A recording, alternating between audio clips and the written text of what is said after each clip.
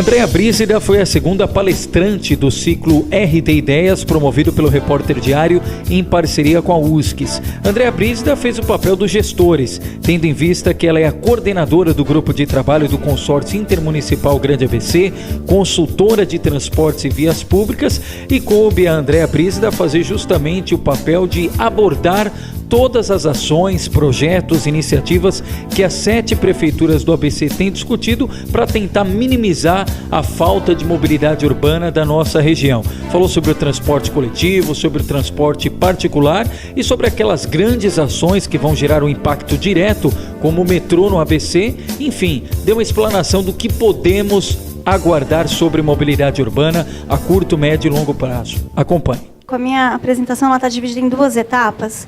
Eu vou falar bem rapidamente do que é o consórcio, para que as pessoas entendam exatamente qual é o papel do consórcio, o que a gente está trabalhando no GT Mobilidade nesse momento, e depois eu quero fazer algumas provocações sobre o que é a mobilidade, o que nós queremos para as nossas cidades. Vamos lá. Bom, a região do ABC está concentrada na sub-região sudeste da região metropolitana, né, compondo 7 municípios aqui do ABC. O consórcio intermunicipal ele foi idealizado, criado em 1990 pelo então prefeito Celso Daniel, o grande idealizador do consórcio, que inicialmente era uma entidade para discussão de políticas públicas, de concentração de discussões regionais. Atualmente, ele é o primeiro consórcio multissetorial de direito público no país, né? Está sendo hoje uma grande referência, está sendo buscado e copiado por diversos consórcios públicos em todo o país, então ele realmente está se tornando, felizmente, uma referência bem positiva. O consórcio ele é composto por diversos grupos de trabalho que estão divididos em eixos estruturantes. Então, o nosso eixo é o eixo da infraestrutura, e nós temos o GT Mobilidade, mais o GT Infraestrutura e o GT Defesa Civil nesse eixo infraestrutura. O GT ele foi criado inicialmente, né, há alguns anos atrás, há mais de uma década atrás, pensando basicamente na questão da logística da região. A região do ABC, por ser uma região industrial, ela sempre teve esse foco da logística muito, muito importante, muito centrado. Então, ele foi criado há anos atrás, ainda nas primeiras discussões do Rodoanel, do traçado do Rodoanel, dos impactos do Rodoanel, pensando muito fortemente nessa questão logística. Então, tanto é que ele não chamava GT Mobilidade, ele chamava GT Logística. E a partir, ao longo do tempo, né, ao longo das discussões, a questão do transporte público, principalmente, começou a chamar a atenção e a ser necessária no desenvolvimento das discussões. Então, a gente passou da logística para as discussões da engenharia de tráfego, do trânsito como um todo, e hoje o GT Mobilidade foca principalmente, especialmente, a priorização do transporte coletivo. Bom, a mobilidade, ela é, né, como já foi dito pelo professor Leandro, e como todos nós temos acompanhado ultimamente na sociedade, na mídia, ela é o grande desafio dos governos atuais. Né? As cidades elas realmente estão entrando em colapso, e hoje a mobilidade ela virou um tema de discussão tão forte, tão gritante, como a saúde, como a educação, e exatamente como a avaliação que o professor Leandro acabou de apresentar. É isso mesmo, a gente hoje está vivendo uma situação em que a mobilidade ela é lembrada tal quanto a saúde, tal quanto a educação, como um dos grandes problemas que as nossas cidades enfrentam pela frente.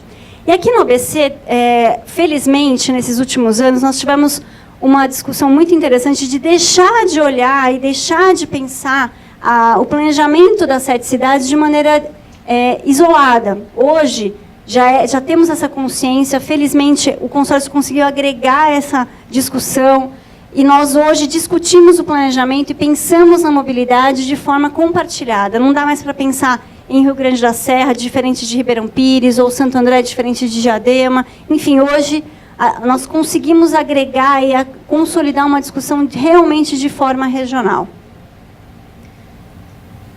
Eu vou passar alguns dados rápidos também da pesquisa OD do metrô. A pesquisa OD ela é feita a cada 10 anos pelo metrô, e a última pesquisa é de 2007. Então, o ABC ele é responsável por quase 15%... Cadê a luzinha? Ops. Eu não achei a luzinha. Aqui? Aqui. O ABC ele é responsável por quase 15% de todas as viagens que são realizadas na região metropolitana de São Paulo, ou seja, é um número bastante elevado se a gente considerar os 39 municípios que compõem a região metropolitana. Desses números, né, ainda nós temos um dado interessante, que é o índice de mobilidade da nossa região. O índice de mobilidade é quantas viagens são realizadas por habitante. Ele mede também, inclusive, a condição social da população, porque quanto mais viagens a população faz, mais condição econômica ela tem. Então, em São Paulo, a gente tem um índice de mobilidade de 2,7. Na região, ela é 1,95. E no ABC, são mais de 2 viagens por habitante. Ou seja, nós temos aqui 2,19 viagens. E aí eu chamei a atenção aqui para o município economicamente mais favorecido da região, que é São Caetano, em que tem 2,62 viagens por habitante. A divisão modal está um pouco diferente daquilo que o professor Leandro mostrou, porque aqui a gente tem a viagem total, independente do motivo da viagem. Então, hoje, infelizmente, no ABC, o automóvel já ultrapassou o transporte coletivo. Né? Então, isso é um dado bastante significativo. A gente tem quase a pizza fatiada em 3 pedaços. Né? Ainda temos o transporte não motorizado, principalmente o a pé, como um índice elevado, mas o transporte individual, ele supera e já superou o transporte coletivo.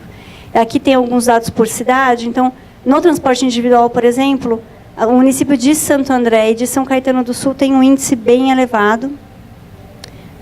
Rio Grande da Serra e São Bernardo ainda estão com um índice maior para o transporte coletivo. E Mauá e Rio Grande da Serra têm predominância do transporte não motorizado.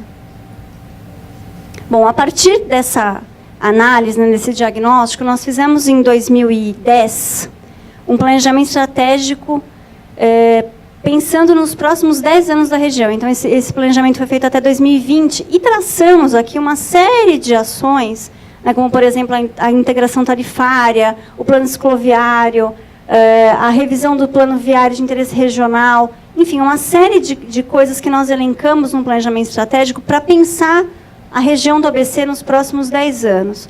A partir disso, nós elencamos as prioridades do GT Mobilidade.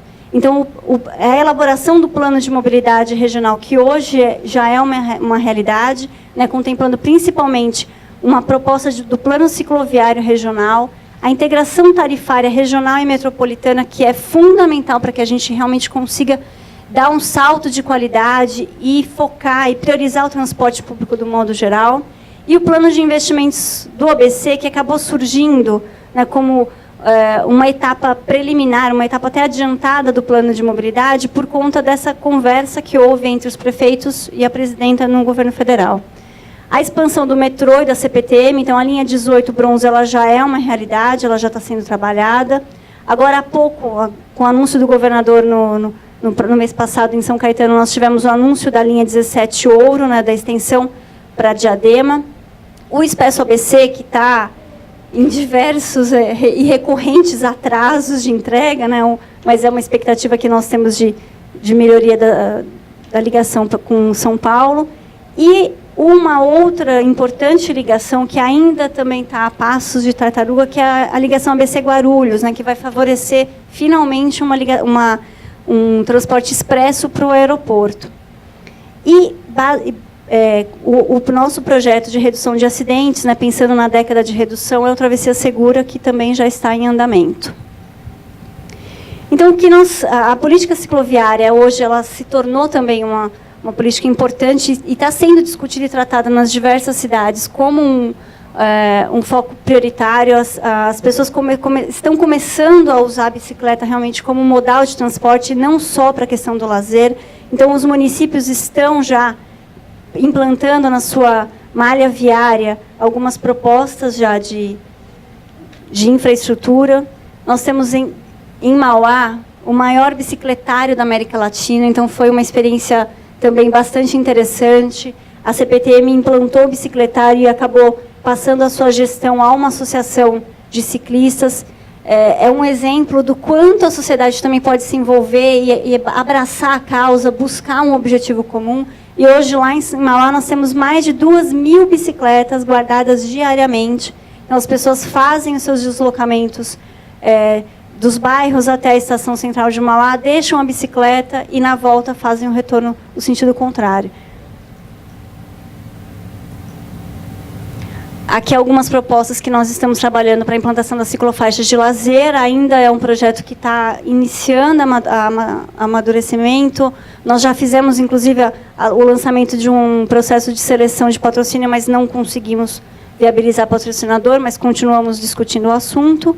E as bike sharings, né? Hoje a bicicleta compartilhada, ela também se tornou um importante instrumento para que as pessoas utilizem a bicicleta como modal de transporte. Nós tivemos aqui em São Caetano um projeto implantado no ano passado e temos lá em São Paulo um projeto que está sendo super bem sucedido, como exemplos. A linha bronze, acho que ela foi um dos grandes ganhos aqui para a região nos últimos anos, né? Pouco se esperava da expansão do metrô aqui no ABC, isso algumas pessoas diziam que era uma utopia e especialmente o prefeito Luiz Marinho se empenhou nisso, buscou recursos, custeou o projeto funcional da linha 18, buscou recursos também junto ao governo federal, viabilizou 1 bilhão e 700 agora pelo PAC Mobilidade Grandes Cidades, e ela está sendo uma grata surpresa, embora, né, Leandro, a gente ainda veja que ela tem alguns retardos, ainda tem alguns atrasos, mas ela realmente está sendo uma grata surpresa, porque o Estado está se empenhando em desenvolver essa linha com rapidez. Nós estamos trabalhando nesse projeto há mais ou menos uns 3 anos, e a expectativa é que a gente consiga viabilizar a publicação da PPP ainda esse ano, para que o ano que vem, 2014, até o final do ano, a gente inicie as obras dessa construção. Então, ela vai fazer uma ligação muito importante entre São Paulo e São Bernardo do Campo, vai estar passando por uma área, né, na divisa dos municípios de São Caetano, São Bernardo e Santo André, que é uma área bastante degradada, né, é o fim das cidades. A gente, do ponto de vista urbano, tem sempre aquele problema do lado de cá e o lado de lá. Então, pensa-se numa requalificação urbana no entorno da linha 18, além, claro, de ter mais uma opção de deslocamento de alta capacidade para os municípios, para os passageiros aqui do ABC. Aqui são algumas imagens, né? Então, a linha ela tem 20 quilômetros de extensão, 18 estações, cerca de 330 mil passageiros por dia. O Travessia Segura, né, que surgiu principalmente por conta do esforço mundial da década de redução de acidentes. Até 2020, nós pretendemos reduzir em 50% o número de mortos em todo o mundo. E a nossa contribuição para isso é o programa Travessia Segura. Nós iniciamos o programa seguindo o exemplo de Brasília, que foi esse programa foi implantado em Brasília na década de 90 e foi super bem sucedido. Então, nós seguimos o exemplo de Brasília para viabilizar um programa aqui no ABC. Ele foi lançado ainda em finalzinho de 2011, passamos já por algumas etapas, e ele ainda continua nas ruas. Aqui eu só quis mostrar o nosso primeiro exemplo, né, do que seria o esforço dos municípios para que a gente pudesse fazer, de fato, uma operação compartilhada, para que a gente pudesse, de verdade, acabar com as ruas entrando e começando e terminando num município e trabalhar elas como eixos regionais. Então, esses aqui são os eixos que nós trabalhamos a operação compartilhada no horário de pico, que foi um esforço que os municípios fizeram em conjunto com o consórcio para operar, de fato, a operação de tráfego nessas vias que nós entendemos que tinham interesse regional e que não bastaria a operação de um município ou outro, e sim numa operação compartilhada e conjunta. A partir disso, nós iniciamos o plano de mobilidade regional, que também é um elemento inédito, é um produto inédito aqui no país. Nenhuma cidade ou nenhuma região pensou ou teve a audácia de pensar num plano de mobilidade regional. Algumas cidades nem plano de mobilidade têm. Então, essa foi realmente uma iniciativa bastante ousada e interessante. Ele já está em fase de finalização e ele terá como principal resultado o plano de investimentos que foi entregue para o governo federal na vinda da ministra. O plano ele fez um diagnóstico da região do ABC e mostrou o quanto a nossa malha viária ela é radial, ou seja, a gente tem poucas opções de deslocamentos, as opções elas se repetem e elas acabam criando eixos, e esses eixos eles têm dificuldade de compartilhamento e de atuação entre eles. O nosso sistema viário ele é feito com diversas grandes vias que acabam gerando uma barreira natural de ocupação e de falta de integração entre elas. Além, é claro, do nosso sistema bastante acanhado, né, e que acaba trazendo esse tipo de resultado no modo geral, na nossa região. Então, como eu disse, um dos principais produtos do plano é o plano de investimentos do ABC, que também foi algo que talvez algumas pessoas não acreditassem, não achassem que seria possível, mas nós identificamos, então, 16 eixos regionais, né, que tinham interesse para toda a região. Entregamos esse material para a ministra Miriam Belchior na visita que ela fez aqui em abril, na nossa região. E, a partir disso, nós priorizamos 4 eixos, que foram os eixos onde foram anunciadas as obras e os projetos, né, que é o Corredor Sudeste, que faz a ligação desde São Caetano do Sul até Rio Grande da Serra, o Corredor Guido Aliberti, que faz ao longo da linha 18 do monotrilho, o Corredor Alvarenga, Robert Kennedy Couros, que, embora ele esteja dentro do município de São Bernardo, ele faz uma articulação importante com o município de São Paulo e de Diadema, e a ligação leste-oeste, que já tem recurso do governo federal em São Bernardo, e que agora foi estendida para o lado de Diadema e para o lado de Santo André, criando, então, uma grande malha viária que vai somar, ao longo do desenvolvimento do plano, 134 quilômetros de corredores preferenciais ao transporte coletivo. Então, isso daqui não é só uma grande malha viária, não é um projeto de infraestrutura para automóvel. Muito pelo contrário, ele prioriza e realmente enfatiza a necessidade da priorização do transporte coletivo. Então, aqui só algumas imagens para a gente ter uma ideia do qual é a concepção desses projetos. Então, os abrigos com informação ao usuário, corredores realmente exclusivos, uma proposta que a gente está pensando na Ribeirão dos Couros. Enfim, é pensar numa infraestrutura moderna para o transporte coletivo. Bom, e agora eu só queria deixar algumas provocações, né? Hoje, eu acho que nós já estamos vivendo essa realidade aqui. Hoje, as cidades elas estão absolutamente conurbasas e o sistema viário está absolutamente saturado. Não há o que se faça, não há infraestrutura, não há investimentos que dê conta do crescimento da frota e da utilização do automóvel, principalmente.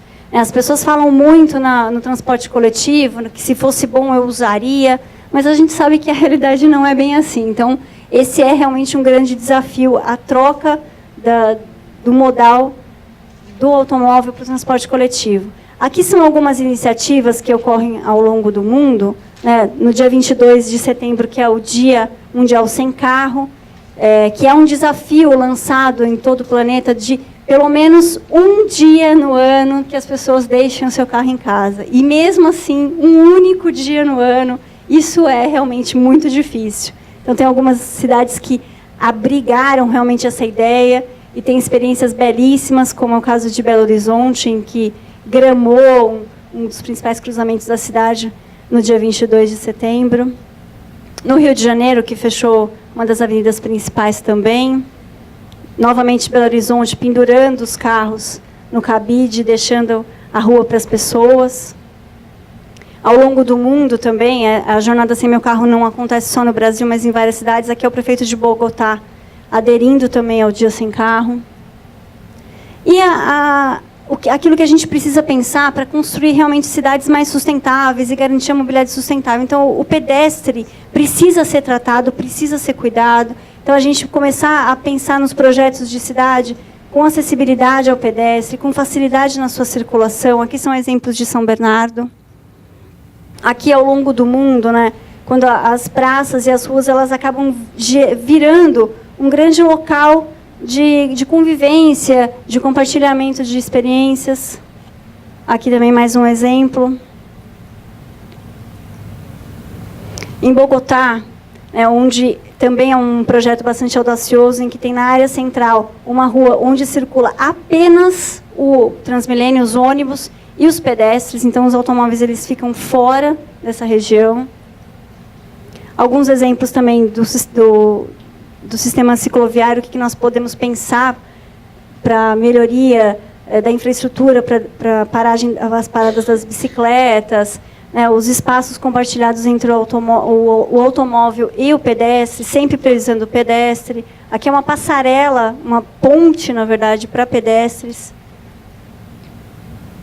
E até alguns exemplos mais simples aqui no Brasil mesmo. Isso daqui é um exemplo em Ubatuba, né, a utilização de pneus como forma de estacionamento das bicicletas também.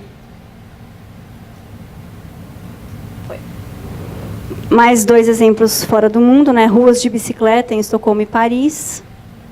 O transporte coletivo associado à bicicleta. Então, cada vez mais se pensa por aí afora de que a bicicleta é um modal alternativo, então ela precisa ser compartilhada com o transporte público. Então, algumas cidades já têm a utilização do transporte no metrô, bicicletários ao longo das estações, etc. Aqui o famoso monotrilho, né? As pessoas se assustam um pouco quando falam no monotrilho. Tem até um pouco de preconceito do que seria isso, de como seria a inserção urbana dele. Ele não é um elemento muito bonito, ele é meio estranho, mas ele pode ser bastante útil e ter tanta eficiência quanto o metrô. Aqui alguns exemplos de VLT, que acaba sendo realmente mais simpático no ponto de vista urbano, mas que ele tem pouca incidência nas nossas cidades. E os transportes alternativos. Lá em São Bernardo, a gente já começou a trabalhar com a proposta do Metrocabo, a exemplo do que foi implantado no Rio de Janeiro, nas cidades de Medellín. E aqui é um outro exemplo de um transporte alternativo, que é o funicular, que faz a ligação de 2 áreas na cidade do Porto, em Portugal. Ou seja, a gente tem que pensar na mobilidade, não só no automóvel e no ônibus, mas nas outras opções também. Os outros modais também precisam ser pensados e privilegiados. Aqui são 2 ilustrações do urbanista Nazareno Afonso, que é bastante conhecido por todos e sempre é um dos grandes lutadores dessa questão da mobilidade. O que a gente pretende, né? Qual que é o melhor modo de chegar no trabalho? É esse ou é esse? Como é difícil fazer essa escolha, né? Parece muito simples, mas não é. Não é nada simples. E que cidade que nós queremos? É essa ou é essa? O que é mais humano? O que é mais social? O que é mais sustentável? É difícil. Não pensem que é fácil, porque não é. É isso. Obrigada.